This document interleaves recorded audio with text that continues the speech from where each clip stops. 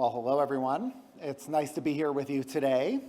I'd like you for all, just for a second, to imagine a world in higher education where every student athlete, regardless of whether they compete at the Division I, II, or III level, have the opportunity to come to college and to benefit monetarily from their name, image, and likeness.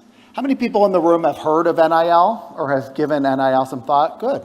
So a little more than half of you. NIL has some recent, an interesting background in history, although the last 3 years has really escalated this idea of NIL in higher education.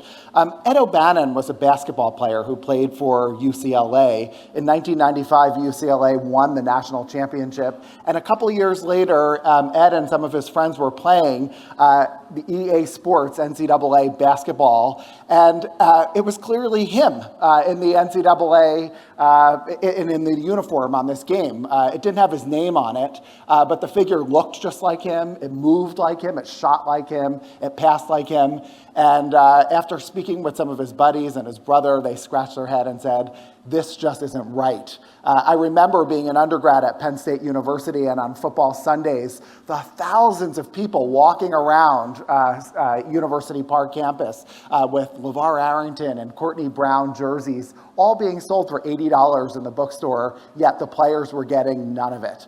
So long story short, Ed filed a class action lawsuit. It went over a decade in the courts, and in 2021, just 3 years ago, it was determined that college student athletes can benefit or capitalize from their name, image, and likeness. So in the next 3 minutes, I'm going to talk about 4 ways in which AI could advance athletes having an equitable ability to use NIL.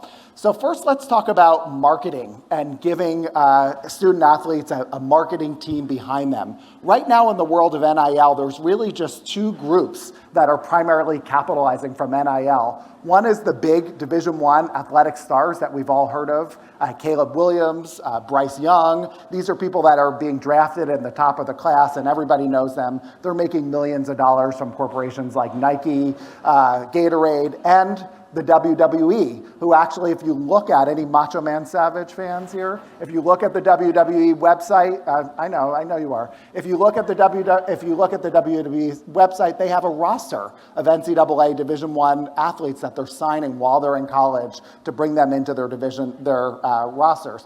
Other than that, the only other groups that are capitalizing them are these very charismatic athletes, people like the Cavender twins, who recently left the University of Miami basketball team, who have contracts from WWE, Gatorade, Health and Beauty, but the rest of the NCAA are not able to capitalize. Olivia Dunn, a gymnast from LSU who just won the NCAA National Basketball Championship, used AI to enhance her social media following by over 200% in less than 6 months.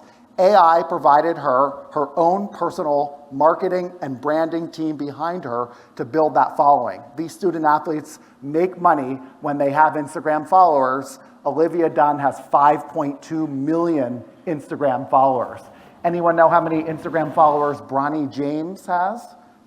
7.7 million Instagram followers. But my point is, AI is a tool to level the playing field, and for those student athletes who are interested, they could receive the benefit of that. Point number 2, how AI can help. When these offers come in, they must be NCAA compliant. So as students receive multiple NIL offers, the AI can help them determine which offers are the best and which are compliant with NCAA regulations. Point number 3, in terms of how AI could help with NIL, I know these are a lot of acronyms, international students cannot currently benefit from NIL, but there's a loophole. If an international student gets a CPT opportunity and it's shepherded by a faculty member, they actually could get paid. AI could actually help them with cultural translations, language issues, and helping to think about how they build their brand in the context of the US market.